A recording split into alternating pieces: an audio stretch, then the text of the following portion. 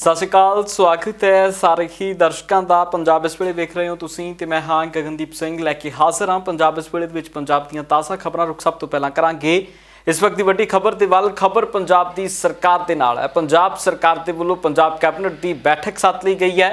ये पंजाब कैबिनेट की बैठक पंजाब के होने वाले विधान सभा सैशन तो पहला रखी गई है। दस दें कि 8 नवंबर को पंजाब विधान सभा का स्पैशल सैशन होने जा रहा है, जिस तो पहला 1 नवंबर को पंजाब की वजारत की बैठक होने जा रही है। इस बैठक के कई अहम मसलों के उत्ते चर्चा होने की संभावना है। इन्हां मीटिंगां के दरमियान जो फैसले हो सकते हैं उन्होंने विचों वड्डा फैसला बिजली समझौते भाव के PPS नूं लैके हो सकता है। उन्होंने रद्द करने की चर्चा के उत्ते गलबात हो सकती है।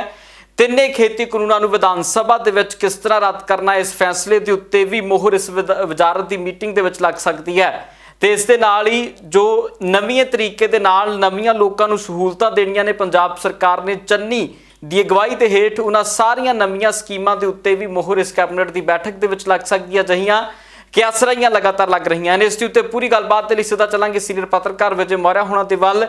मौर्या साहब की कुछ अपडेट है इस खबर के विच, की कुछ वजारत की मीटिंग के चर्चा हो सकती है, किहड़ियां वड्डियां गल्लां दे उत्ते मोहर पंजाब की वजारत लगा सकती है, क्योंकि जो लगातार चर्चावां बणियां होईयां ने कि पंजाब की वजारत के वल्लों जो लाल लकीर का जो दायरा हुंदा है इस जमीन के विच उसनूं खत्म किया जा सकता है। मालकी हक देण दे लई भी फैसला वजारत के विच लिया जा सकता है। होर किहड़े-किहड़े फैसलों के उत्ते मोहर लग सकती है?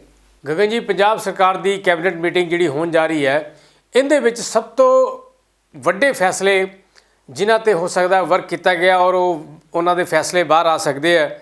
सब तो वड्डा फैसला बेअदबीया का मामला जिहड़ा कि पंजाब दे विच बहुत भखिया पिया और राजनीति दे विच खास तौर पर कांग्रेस वालों जिस तरीके नाल अकाली दल ते अटैक किया जा रहा है और आम आदमी पार्टी वालों लगातार अटैक किया जा रहा है, उस मसले ते संभावना है कि क्योंकि कांग्रेस का ये मेन एक सीगा मुद्दा कि असी बेअदबी मामलों के वो अरैसट करानियां जिन्हों ने ये वारदातों को अंजाम दिता है और ये सारी जी कहानी है बाहर आएगी। इस मसले लिए मैं लगता कि बेअदबी ते मामला आ सकता सामने, और क्योंकि समा भी सरकार को बहुत थोड़ा है तो और नवजोत सिंह सिद्धू हाल दे विच ही सोनिया गांधी नूं मिल के आए तो उत्थे उन्होंने जिहड़े मुद्दे भी चक्के सी सोनिया गांधी नाल मीटिंग दे विच, उनदे विच बेअदबी एक वड्डा मामला सीगा। और उस दे नाल पंजाब सरकार इंडस्ट्री नूं सस्ती बिजली की कोई घोषणा कर सकता, क्योंकि हुणे सबमिट कराया उन्होंने बिजनेस ते एक सबमिट हुई है पंजाब दे विच लुधियाणे विच, तां पंजाब दे विच इंडस्ट्री की ग्रोथ और निवेश कराउण दे लई ये पंजाब सरकार कोई फैसला बिजली सस्तीकरण और होर जिहड़ी फैसिलिटीज़ इंडस्ट्रीस्टां नूं प्रोवाइड कराने लई कोई वड्डी घोषणा कर सकती है। व्यापारियों दुकानदार छोटे दुकानदारों लिए भी कोई ऐलान हो सकता है। पंजाब के विच आम आदमी पार्टी के कौमी कन्वीनर अरविंद केजरीवाल पहुंचे सी। अरविंद केजरीवाल ने पंजाब पहुंचदियां वड्डे धमाके कीते ने। वड्डे ऐलानां दे दरमियान इस दरमियान स्टेज के उत्तों अपनी ताकत विखाउण दे विच कामयाब होए ने भगवंत मान। भगवंत मान ने उन्हां दे हलके दे विच पहुंचे अरविंद केजरीवाल नूं अपनी ताकत का जौहर विखाया। दस दईए कि भगवंत मान स्टेज के विचों वखरे तरीके दे नाल गरजदे नज़र आए ने। पहला भगवंत मान की गल सुणाउने जिस दे विच भगवंत मान ने विरोधियों नूं निशाने दे उत्ते लिया। हुण कैप्टन अमरिंदर सिंह कल देखिया होना मैनीफेस्टो चक्की फिरदा सी, कहंदा मैं 92% वादे पूरे करते।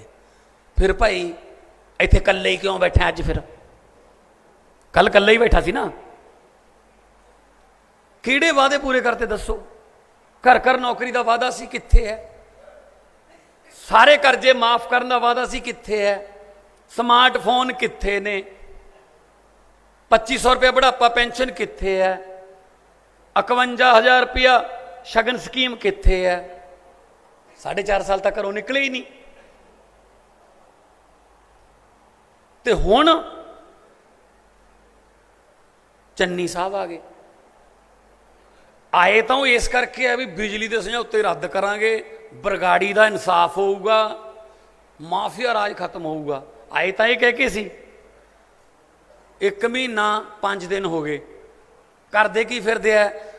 कोई राह जांदी डोली वाली कार रोक ली, 100 रुपया शगन देता, किसी ज्ञानी के ढाबे ते चाह पी ली, किते तार ढिली लगी पलास ना वो कसती। ये मुख्यमंत्री का काम हुंदा यार? बई स्कीमां बना तो लोगों को कोई राहत दे। नहीं जी, कहते आही है साडे कोल, तो फिर होर तो कुछ है नहीं। ਸੋ ਵੀਰੋ, ਆ ਮੇਰਾ ਪਿੰਡ ਹੈ ਨਾਲ, ਇੱਕੋ ਪੱਤਣ ਦਾ ਪਾਣੀ ਪੀਂਦੇ ਹਾਂ ਆਪਾਂ। ਜੋ ਹਾਲ ਮੇਰੇ ਪਿੰਡ ਹੈ ਖੇਤੀ ਦਾ, ਉਹ ਤੁਹਾਡੇ ਪਿੰਡ ਹੈ। ਤੇ ਉਧਰ ਇਸ ਦਰਮਿਆਨ ਆਮ ਆਦਮੀ ਪਾਰਟੀ ਦੇ ਕੌਮੀ ਕਨਵੀਨਰ ਅਰਵਿੰਦ ਕੇਜਰੀਵਾਲ ਨੇ ਵੱਡਾ ਦਾਅਵਾ ਕੀਤਾ ਹੈ। ਉਹਨਾਂ ਦੇ ਕਿਸਾਨਾਂ ਦੇ ਨਾਲ ਇੱਕ ਵਾਅਦਾ ਕਰ ਦਿੱਤਾ ਹੈ ਕਿ 2022 ਦੇ ਵਿੱਚ 1 ਅਪ੍ਰੈਲ ਤੋਂ ਕੋਈ ਵੀ ਕਿਸਾਨ ਪੰਜਾਬ 'ਚ ਖੁਦਕੁਸ਼ੀ ਨਹੀਂ ਕਰੇਗਾ, क्योंकि पंजाब 'ਚ आम आदमी पार्टी की सरकार बनने जा रही है। मैं पूरी जिम्मेदारी के साथ आम आदमी पार्टी की तरफ से आपको ये विश्वास दिलाता हूं, फरवरी के महीने में चुनाव है, मार्च के महीने में नतीजे आ जाएंगे। 1 अप्रैल के बाद से पंजाब के अंदर किसी किसान को खुदकुशी नहीं करने देंगे हम लोग। हमारी जिम्मेदारी है, उसके लिए जो करना पड़ेगा हम करेंगे। लेकिन बहुत हो गया, अब 70 साल हो गए। 70 साल के अंदर अगर हम ये, इसका मतलब इनकी नीयत खराब थी। ऐसा नहीं कि ये हो नहीं सकता, इनकी नीयत खराब थी। पहले कहते थे स्कूल ठीक नहीं हो सकते, सरकारी स्कूल, दिल्ली में करके दिखा दिए। पहले कहते थे सरकारी अस्पताल ठीक नहीं हो सकते थे, दिल्ली में करके दिखा दिया।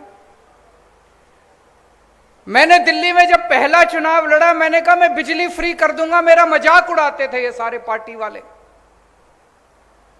दिल्ली में करके दिखाई कि नहीं दिखाई? आज मैं आपको वादा करके जा रहा हूं, 1 अप्रैल के बाद से पंजाब के अंदर कोई किसान खुदकुशी नहीं करेगा। किसी किसान को हम खुदकुशी नहीं करने देंगे। उधर विरोधियों के उत्ते भी वरे ने अरविंद केजरीवाल ने सीधे तौर के उत्ते पंजाब के मुख्य मंत्री नूं निशाने के उत्ते रखे। मैं चन्नी साहब को, कई लोग मेरे को आते हैं, मेरे को कहते हैं चन्नी साहब आजकल आम आदमी की नकल कर रहे हैं। मैं चन्नी साहब को कहना चाहता हूं, चन्नी साहब, आम आदमी की नकल करना बड़ा आसान है, अमल करना बड़ा मुश्किल है। वादे करने बड़े आसान हैं, वादे निभाने बड़े मुश्किल हैं। हम आम आदमी पार्टी वाले जो वादे करते हैं वो वादे पूरे भी करते हैं। तो मैं चन्नी साहब से अपील, और फिर मैं पंजाब की जनता को भी कहना चाहता हूं कि भाई जब ओरिजिनल आपके सामने खड़ा है तो फिर डुप्लीकेट को वोट देने से क्या फायदा। जितने मजदूर हैं, जिन मजदूरों ने खेत में काम किया, फसल बर्बाद हो गई, जमींदार बेचारा मजदूरों को भी पैसे नहीं दे पाता। मैं उन मजदूरों को भी कहना चाहता हूं कि आप भी चिंता मत करो, आपको भी उचित मुआवजा। कितना मुआवजा देंगे? लागत, जितनी लागत आती है और जितना आपके साथ बैठेंगे, किसान जत्थेबंदियों के साथ बैठेंगे। जैसे दिल्ली के अंदर मैं किसानों के साथ बैठा, किसानों ने 18,000 रुपए मांगे, हमने 20,000 रुपए दे दिए। यहां पे कितनी लागत आती है, आपके साथ बैठेंगे, मार्च के महीने में बैठेंगे, जितनी लागत आपकी है, इन दोनों बेमौसम बारिश की वजह से और गुलाबी सुंडी की वजह से जितनी भी आपकी बर्बाद हुई है, उसका मुआवजा हम आपको 30 अप्रैल तक दे देंगे। उधर एक पासे जिथे पंजाब दे विच दिल्ली के मुख्य मंत्री आए हुए सी, उधर दूजे पासे पंजाब के मुख्य मंत्री दिल्ली गए हुए सी। दिल्ली पहुंच के राहुल गांधी के नाल मुलाकात की है। चरणजीत चन्नी ने इस मुलाकात के दरम्यान कई अहम फैसलों के उत्ते चर्चा हुई है। कैप्टन अमरिंदर सिंह के उत्ते अनुशासनी कार्रवाई हो सकती है पार्टी के वलों, ते नाल ही पंजाब दे विच पार्टी के टुटण के खतरे के उत्ते भी चरणजीत चन्नी ने राहुल गांधी के नाल मुलाकात की है। राहुल गांधी ने इस मौके के उत्ते कई विषयों के उत्ते चर्चा भी की है। उस विषय पर भी चर्चा हुई है जिसनों लगातार नवजोत सिंह सिद्धू चुक रहे थे कि कुछ अफसरां दी नियुक्तियां सही नहीं हुई, उसके उत्ते भी चर्चा राहुल गांधी नाल की गई है। इस खबर के उत्ते पूरी जानकारी लवांगे तो सीधा चलते हैं सीनियर पत्रकार सुरिंदर डला हुणां दे वाल। डला साहब, की कुछ अपडेट इस खबर दे विच? हुण जिहड़ी मीटिंग कल हुई है वो मीटिंग बहुत अहम सी। कहंदे उस मीटिंग पिछे 2 चीज़ां जिहड़ियां ने मुख रूप दे विच कारण मन्नियां जा रही ने गगन जी। पहला तो कारण ये मन्निया जा रहा है भी किते कैप्टन अमरिंदर कांग्रेस पार्टी च टुट ना कर दे, एक तो यह कारण मन्निया जा रहा है। दूसरा कारण ये मन्निया जा रहा है कि चरणजीत चन्नी होना दी सरकार 24 अगस्त ਨੂੰ ਚਰਨਜੀਤ ਚੰਨੀ, ਰੰਧਾਵਾ ਤੇ ਤ੍ਰਿਪਤ ਬਾਜਵਾ ਗਏ ਸੀ ਹਰੀਸ਼ ਰਾਵਤ ਕੋਲੇ ਕੈਪਟਨ ਅਮਰਿੰਦਰ ਦੀ ਸ਼ਿਕਾਇਤ ਲੈ ਕੇ। ਸੋ 2 ਮਹੀਨਿਆਂ ਤੋਂ ਵੱਧ ਦਾ ਸਮਾਂ ਹੋ ਗਿਆ ਜਦੋਂ ਚਰਨਜੀਤ ਚੰਨੀ, ਰੰਧਾਵਾ ਤੇ ਤ੍ਰਿਪਤ ਬਾਜਵਾ ਨੇ ਕਿਹਾ ਸੀ ਵੀ ਕੈਪਟਨ ਅਮਰਿੰਦਰ ਕੰਮ ਨਹੀਂ ਕਰਦੇ, 18 ਸੂਤਰੀ ਏਜੰਡੇ ਤੇ ਅੱਗੇ ਨਹੀਂ ਵਧ ਰਹੇ, ਅਸੀਂ ਪੰਜਾਬ ਦੇ ਲੋਕਾਂ 'ਚ ਕਿਵੇਂ ਜਾਵਾਂਗੇ। ਉਸ ਤੋਂ ਬਾਅਦ ਚਰਨਜੀਤ ਚੰਨੀ ਮੁੱਖ ਮੰਤਰੀ ਬਣਿਆ ਨੂੰ ਵੀ 1 ਮਹੀਨੇ ਤੋਂ ਵੱਧ ਸਮਾਂ ਹੋ ਗਿਆ। ਹੁਣ 1 ਮਹੀਨੇ ਤੋਂ ਵੱਧ ਸਮਾਂ ਹੋਣ ਦੇ ਬਾਵਜੂਦ ਵੀ ਚਰਨਜੀਤ ਚੰਨੀ 18 ਸੂਤਰੀ ਏਜੰਡੇ ਤੇ ਖੁਦ ਅੱਗੇ ਨਹੀਂ ਵੱਧ ਸਕੇ। ਹੁਣ ਦੇਖੋ ਆਮ ਆਦਮੀ ਪਾਰਟੀ ਨੇ ਵੀ ਸਵਾਲ ਚੱਕਣੇ ਸ਼ੁਰੂ ਕਰਤੇ, ਹੁਣ ਅਕਾਲੀ ਦਲ ਵਾਲਿਆਂ ਨੇ ਵੀ ਸਵਾਲ ਚੱਕਣੇ ਸ਼ੁਰੂ ਕਰਤੇ, ਬੀਜੇਪੀ ਨੇ ਵੀ ਸਵਾਲ ਚੱਕਤੇ, ਕੈਪਟਨ ਅਮਰਿੰਦਰ ਦਾ ਧੜਾ ਵੀ ਵਿੱਚ ਆਵਾਜ਼ ਚੱਕ ਰਿਹਾ, ਖੁੱਲ੍ਹ ਕੇ ਤਾਂ ਨਹੀਂ ਕੈਪਟਨ ਕਹਿ ਰਿਹਾ ਹਜੇ ਚਰਨਜੀਤ ਚੰਨੀ ਬਾਰੇ, ਪਰ ਰਾਹੁਲ ਗਾਂਧੀ ਵੀ ਹੁਣ ਚਿੰਤਿਤ ਹੋਣ ਲੱਗ ਗਏ ਕਿ ਚਰਨਜੀਤ ਚੰਨੀ ਜੀ 1 ਮਹੀਨੇ ਤੋਂ ਵੱਧ ਦਾ ਸਮਾਂ ਹੋ ਗਿਆ, ਬਠਿੰਡੇ ਦੇ ਵਿੱਚ ਸੁੰਡੀ ਦਾ ਹਮਲਾ ਹੋਇਆ ਸੀ, ਉਹਦਾ ਮੁਆਵਜ਼ਾ ਹਜੇ ਤੱਕ ਕਿਸਾਨਾਂ ਨੂੰ ਨਹੀਂ ਮਿਲਿਆ। ਠੀਕ ਹੈ, ਤੁਸੀਂ 2 ਕਿਲੋਵਾਟ ਬਿਜਲੀ ਮੁਫਤ ਕਰਤੀ, ਬੜਾ ਚੰਗਾ ਫੈਸਲਾ ਹੈ ਸਰਕਾਰ ਦਾ, ਬੜੀ ਦੇਰ ਦਾ ਇਹਦੇ ਤੇ ਸੰਘਰਸ਼ ਹੋ ਰਿਹਾ ਸੀ। ਤੁਸੀਂ ਲਾਲ ਲਕੀਰ ਵਾਲਿਆਂ ਦੀ ਰਜਿਸਟਰੀ ਕਰਤੀ, ਬਹੁਤ ਚੰਗਾ ਹੈ। ਇਸ ਤੋਂ ਇਲਾਵਾ ਬਹੁਤ ਸਾਰੇ ਵੱਡੇ ਫੈਸਲੇ 18 ਸੂਤਰੀ ਏਜੰਡੇ ਦੇ ਪਏ ਹੈ। ਬੇਅਦਬੀ ਦੇ ਇਨਸਾਫ ਦੀ ਗੱਲ ਕਿੱਥੇ ਗਈ? ਨਵਜੋਤ ਸਿੰਘ ਸਿੱਧੂ ਨੇ ਉਦੋਂ ਆਲ ਇੰਡੀਆ ਕਾਂਗਰਸ ਕਮੇਟੀ ਦੀ ਮੀਟਿੰਗ 'ਚ ਵੀ ਇਹ ਗੱਲ ਚੱਕੀ। ਐਡਵੋਕੇਟ ਜਨਰਲ ਦੇ ਮਸਲੇ ਦੇ ਉੱਤੇ ਹਜੇ ਤੱਕ ਕੋਈ ਅੱਗੇ ਪ੍ਰਗਤੀ ਨਹੀਂ ਹੋਈ।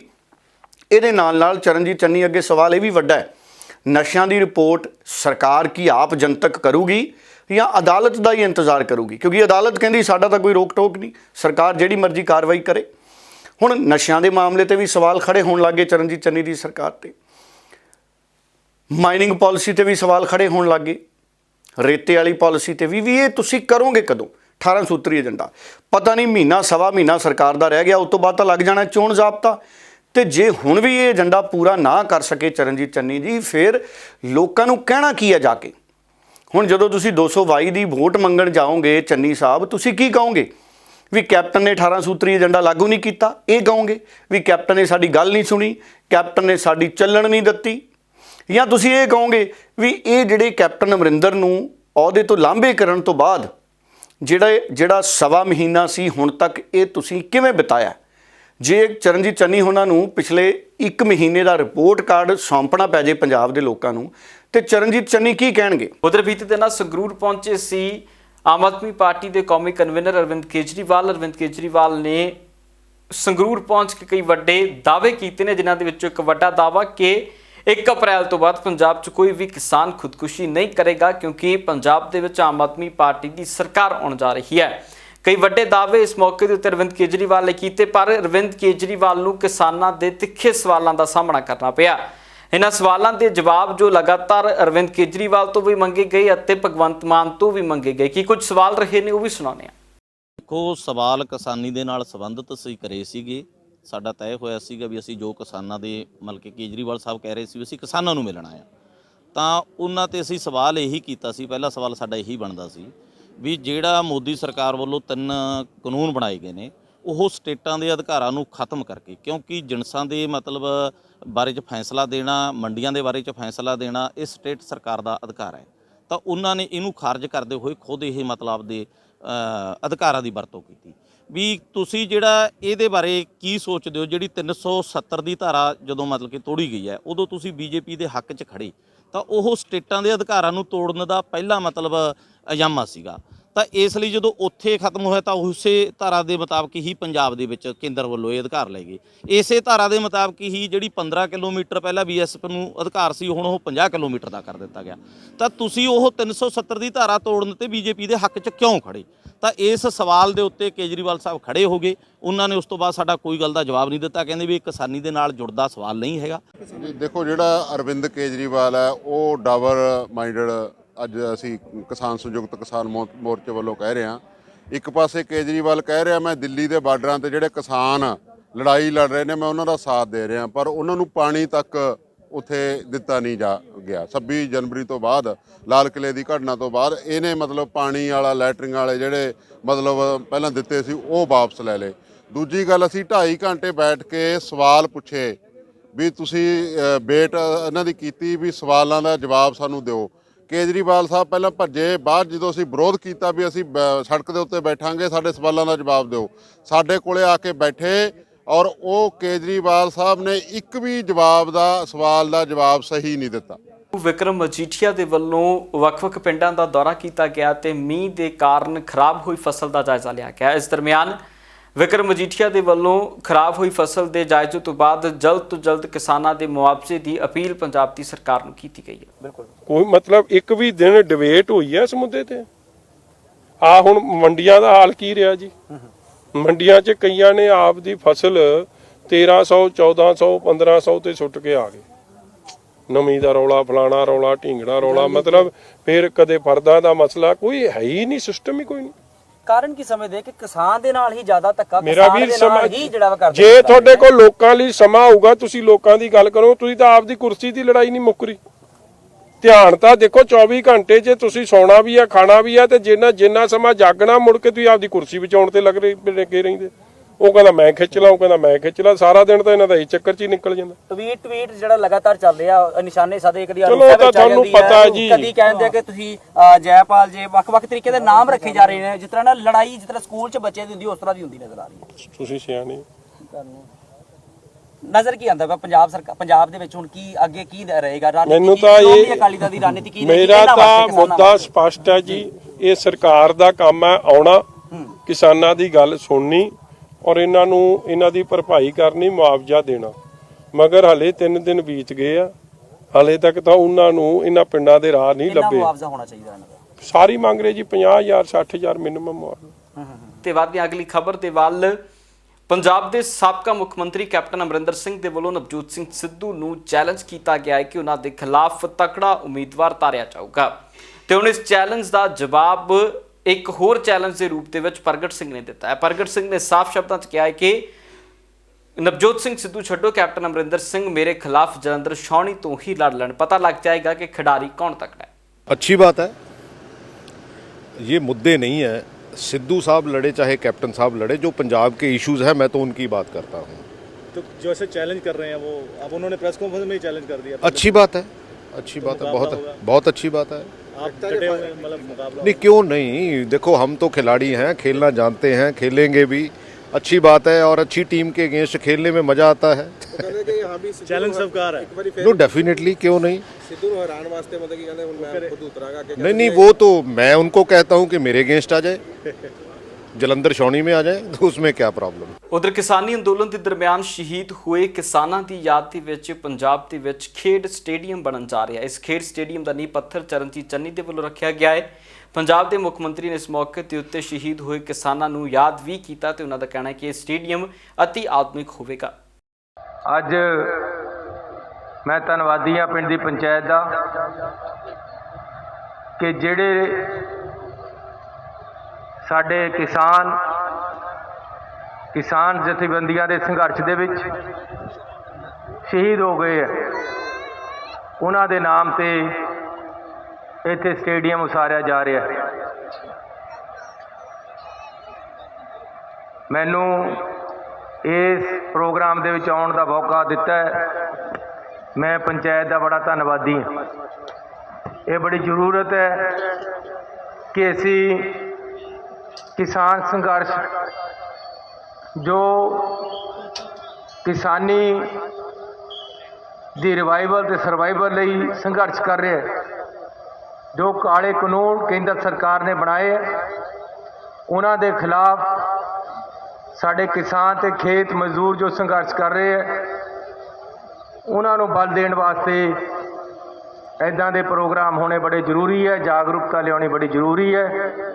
ਉਸੇ ਤਹਿਤ ਇਹ ਸਟੇਡੀਅਮ ਦੀ ਉਸਾਰੀ ਕੀਤੀ ਜਾ ਰਹੀ ਹੈ ਤੇ ਮੈਂ ਪੰਜਾਬ ਸਰਕਾਰ ਵੱਲੋਂ 1 ਕਰੋੜ ਰੁਪਈਆ ਦੀ ਗ੍ਰਾਂਟ ਇਹ ਸਟੇਡੀਅਮ ਨੂੰ ਕਿਸਾਨ ਜਥੇਬੰਦੀਆਂ ਦੇ ਸੰਘਰਸ਼ ਦੇ ਨਾਮ ਤੇ ਦੇ ਰਿਹਾ ਤੇ ਉਹਨਾਂ ਸ਼ਹੀਦਾਂ ਦੇ ਨਾਮ ਤੇ ਇਹ ਸਟੇਡੀਅਮ ਬਣੇਗਾ ਜਿਨ੍ਹਾਂ ਨੇ ਕਿਸਾਨ ਸੰਘਰਸ਼ 'ਚ ਆਪਣੀਆਂ ਜਾਨਾਂ ਵਾਰੀਆਂ।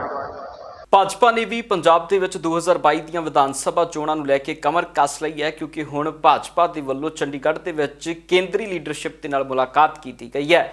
ਇਸ ਮੀਟਿੰਗ ਦੇ ਦਰਮਿਆਨ ਇੱਕ ਪ੍ਰੈਸ ਕਾਨਫਰੰਸ ਵੀ ਹੋਈ ਤੇ ਪੰਜਾਬ ਦੇ ਲਈ ਇੱਕ ਨਵੇਂ ਨਾਅਰੇ ਦਾ ਆਗਾਜ਼ ਕੀਤਾ ਗਿਆ ਹੈ। ਨਵਾਂ ਪੰਜਾਬ ਭਾਜਪਾ ਦੇ ਨਾਲ ਇਸ ਨਾਮ ਦੇ ਹੇਠ ਨਵਾਂ ਨਾਅਰਾ ਲਾਂਚ ਕਰ ਦਿੱਤਾ ਗਿਆ ਭਾਜਪਾ ਦੇ ਵੱਲੋਂ ਤੇ ਪੰਜਾਬ ਦੇ ਵਿੱਚ ਹੁਣ ਵੱਖਰੇ ਪੱਧਰ ਦੇ ਉੱਤੇ ਕੰਪੇਨਿੰਗ ਕਰੀ ਜਾਏਗੀ। ਇਸ ਨੂੰ ਲੈ ਕੇ ਪ੍ਰੈਸ ਕਾਨਫਰੰਸ ਵੀ ਹੋਈ ਹੈ। ਸਿੱਧਾ ਪ੍ਰੈਸ ਕਾਨਫਰੰਸ ਦੇ ਵੱਲ ਰੁਖ ਕਰਦੇ ਹਾਂ। देश भर में रहने वाले, दुनिया भर में रहने वाले, भारत की राजनीति की समीक्षा करने वाले सारे व्यक्ति इस बात को जानते हैं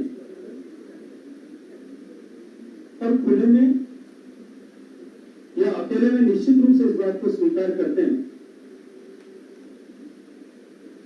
कि पिछले 7 वर्षों में नरेंद्र मोदी जी ने जिस तरह से नया गवर्निंग मॉड्यूल दिया है उसके कारण से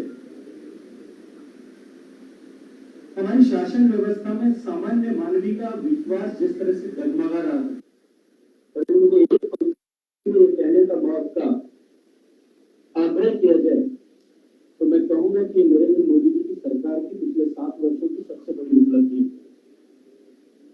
आने वाले समय में अनेक बार अवसर आएगा जब हम सरकार की उपलब्धियों के बारे में, भारत के विकास की भविष्य की रूपरेखा क्या होगी, एक नया पंजाब बनाने के लिए भारतीय जनता पार्टी किस तरह से संकल्पबद्ध है, उसका मार्ग क्या होगा, इस विषय पर हम आप सब लोगों से अनेक बार रूबरू होकर चर्चा करेंगे, विचार साझा करेंगे। ਪਿਛਲੇ 2 ਸਾਲਾਂ ਦੇ ਦਰਮਿਆਨ ਕਰੋਨਾ ਦਾ ਇੰਨਾ ਵੱਡਾ ਕਹਿਰ ਪੰਜਾਬ ਅਤੇ ਪੂਰੇ ਵਿਸ਼ਵ ਦੇ ਵਿੱਚ ਰਿਹਾ ਕਿ ਆਮ ਲੋਕ ਘਰਾਂ ਦੇ ਵਿੱਚੋਂ ਬਾਹਰ ਆਉਣ ਤੋਂ ਡਰਨ ਲੱਗੇ ਸੀ। ਪਰ ਹੁਣ ਮੌਜੂਦਾ ਤੌਰ ਦੇ ਵਿੱਚ ਡੇਂਗੂ ਦਾ ਕਹਿਰ ਵੀ ਬਹੁਤ ਵੱਡੇ ਪੱਧਰ ਤੇ ਉੱਤੇ ਵਧਿਆ ਹੈ। ਲੁਧਿਆਣਾ ਹੋਵੇ ਜਾਂ ਪੰਜਾਬ ਦੇ ਵੱਖ-ਵੱਖ ਹਿੱਸੇ ਹੋਣ, ਸਾਰੇ ਹਸਪਤਾਲਾਂ ਦੇ ਬੈੱਡਾਂ ਦੇ ਉੱਤੇ ਡੇਂਗੂ ਦੇ ਮਰੀਜ਼ ਨਜ਼ਰ ਆ ਰਹੇ ਨੇ, ਜਿਸ ਨੂੰ ਲੈ ਕੇ ਸਰਕਾਰਾਂ ਤੇ ਪ੍ਰਸ਼ਾਸਨ ਵੀ ਚਿੰਤਤ ਹੈ। ਡੇਂਗੂ ਦੇ ਜੇਕਰ ਲੁਧਿਆਣਾ ਦੇ ਹਾਲਾਤ ਦਸੀਏ ਤਾਂ ਹੁਣ ਬੱਸੋਂ ਬਾਹਰ ਹੁੰਦਾ ਜਾ ਰਿਹਾ। ਲੁਧਿਆਣਾ ਸ਼ਹਿਰ ਦੇ ਵਿੱਚੋਂ ਡੇਂਗੂ ਬੀਤੇ ਦਿਨਾਂ ਲੁਧਿਆਣਾ ਦੇ ਵਿੱਚ 122 ਡੇਂਗੂ ਦੇ ਨਵੇਂ ਮਾਮਲੇ ਜਿਹੜੇ ਨੇ ਉਹ ਪਾਏ ਗਏ ਨੇ। ਕਿੰਨੇ ਮਾਮਲੇ ਬੀਤੇ 24 ਘੰਟੇ ਦੇ ਵਿੱਚ ਪਾਏ ਗਏ? 122 ਕੇਸ ਪਾਏ ਗਏ ਨੇ, ਜਿਨ੍ਹਾਂ ਵਿੱਚ 93 ਅਰਬਨ ਸਿਟੀ ਚੋਂ ਨੇ। ਅੱਛਾ ਜੀ, ਲਗਾਤਾਰ ਮਾਮਲੇ ਵਧਣ ਦਾ ਕੀ ਕਾਰਨ ਕੀ ਹੈ? ਦੇਖੋ, ਕਾਰਨ ਇਹ ਹੈ ਕਿ ਸਭ ਤੋਂ ਪਹਿਲਾਂ ਜਿਹੜੇ ਆਪਾਂ hot spots high priority areas ਕੱਢੇ ਨੇ ਉਹ ਸਾਰੇ ਪੌਸ਼ ਇਲਾਕਿਆਂ 'ਚੋਂ ਆ ਰਹੇ ਨੇ ਔਰ ਸਾਡੀ ਟੀਮਾਂ ਉੱਥੇ ਜਾ ਰਹੀਆਂ ਨੇ। ਸਾਨੂੰ ਥੋੜ੍ਹਾ ਜਿਹਾ ਰੈਜ਼ਿਸਟੈਂਸ ਫੀਲ ਹੋ ਰਿਹਾ ਹੈ, ਇਸ ਲਈ ਮੇਰੇ ਸਾਰੇ ਸਿਵਿਲੀਅਨਸ ਨੂੰ ਇਹ ਰਿਕੁਐਸਟ ਹੈ, ਗੁਜ਼ਾਰਿਸ਼ ਹੈ, ਤੁਸੀਂ ਪਲੀਜ਼ ਸਾਡੇ ਨਾਲ ਸਹਿਯੋਗ ਕਰੋ, ਕਿਉਂਕਿ 2 ਤਰ੍ਹਾਂ ਦੇ ਸਪਰੇਅ ਹੁੰਦੇ, ਇੱਕ ਘਰ ਦੇ ਅੰਦਰ ਹੁੰਦਾ ਹੈ ਤੇ ਘਰ ਦੇ ਬਾਹਰ ਹੁੰਦਾ ਹੈ। ਤੇ ਜਦੋਂ ਘਰ ਦੇ ਅੰਦਰ ਵਾਲਾ ਸਪਰੇਅ ਹੈ, ਪੋਜ਼ਿਟਿਵ ਕੇਸਿਸ ਜਿੱਥੋਂ ਨਿਕਲਦੇ ਨੇ, ਉਹ ਸਾਡਾ ਅਡਲਟੀਸਾਈਡ ਮੋਸਕੀਟੋ ਨੂੰ ਮਾਰਦਾ ਹੈ। ਉਹ ਅੰਦਰ ਕਰਨਾ ਸਪਰੇਅ ਬਹੁਤ ਜ਼ਰੂਰੀ ਹੈ। ਦੇਖੋ, ਕਾਰਪੋਰੇਸ਼ਨ ਹਾਂਜੀ ਉਹ ਟਵਾਈਸ ਅ ਡੇ ਫੌਗਿੰਗ ਕਰ ਰਹੇ ਨੇ, ਲੇਕਿਨ ਇਨ ਸਪਾਈਟ ਸਾਡੀ ਸਿਹਤ ਵਿਭਾਗ ਵੱਲੋਂ ਵੀ ਪ੍ਰੋਪਰ ਸਪੌਟਿੰਗ ਹੋ ਚੁੱਕੀ ਹੈ, ਹਾਈ ਰਿਸਕ ਪ੍ਰਾਇੋਰਟੀ ਏਰੀਆਜ਼ ਨਿਕਲ ਚੁੱਕੇ ਨੇ, ਟੀਮਸ ਵੀ ਸਾਰੀਆਂ ਲੱਗ ਚੁੱਕੀਆਂ ਨੇ। ਲੇਕਿਨ ਇਹ ਤਾਂ ਹੀ ਮੁਮਕਿਨ ਹੈ ਅਗਰ ਸਾਰੇ ਸਿਵਿਲੀਅਨਸ ਵੀ ਸਹਿਯੋਗ ਦੇਣ, ਉਹ ਖੁਦ ਵੀ ਆਪਣੇ ਘਰਾਂ 'ਚ ਰਿਸਪੌਂਸਿਬਿਲਿਟੀ ਸਮਝਣ ਕਿ ਸਾਰੇ ਕੰਟੇਨਰਸ ਡਰਾਈ ਕਰਨ, ਇਵੈਕੂਏਟ ਕਰਨ ਨਾਲ ਦੀ ਨਾਲ, ਕਿਉਂਕਿ ਲਾਰਵਾ ਜਿਹੜਾ ਹੈਗਾ, ਲਾਰਵੇ ਤੋਂ ਮੱਛਰ ਬਣਨ ਨੂੰ 7 ਦਿਨ ਲੱਗਦੇ ਨੇ ਤੇ ਉਹ ਲਗਾਤਾਰ ਜੋ ਵੀ ਛੋਟੀ ਚੀਜ਼ ਵਿੱਚ ਲੱਗਦਾ ਕਿ ਪਾਣੀ ਇਕੱਠਾ ਹੁੰਦਾ ਹੈ ਘਰ ਦੇ ਅੰਦਰ ਵੀ ਤੇ ਘਰ ਦੇ ਬਾਹਰ ਵੀ, ਉਹਨਾਂ ਨੂੰ ਪਲੀਜ਼ ਤੁਸੀਂ ਇਵੈਕੂਏਟ ਕਰੋ, ਡਰੇਨ ਕਰੋ। ਪੰਜਾਬ ਇਸ ਵੇਲੇ ਦੇ ਵਿੱਚ ਫਿਲਹਾਲ ਇੰਨਾ ਹੀ। ਫਿਰ ਮੁੜ ਹਾਜ਼ਰ ਹੁੰਦੇ ਹਾਂ ਨਵੀਆਂ ਤੇ ਤਾਜ਼ਾ ਅਪਡੇਟਸ ਨਾਲ। ਤਦ ਤੱਕ ਲਈ ਦਿਓ ਇਜਾਜ਼ਤ। ਬਹੁਤ ਬਹੁਤ ਧੰਨਵਾਦ।